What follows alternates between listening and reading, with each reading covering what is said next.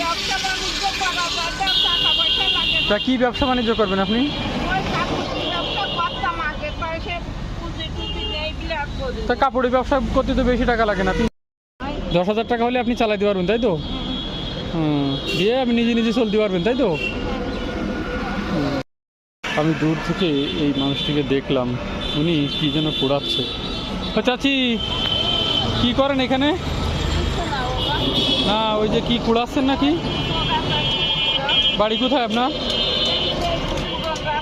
এতে কি করেন? মানে কেউ নেই? এখানে থাকেন কোথায়? আপনার নাম কি? এখন নেই মানে এখানে কার কাছে থাকেন? একা একা?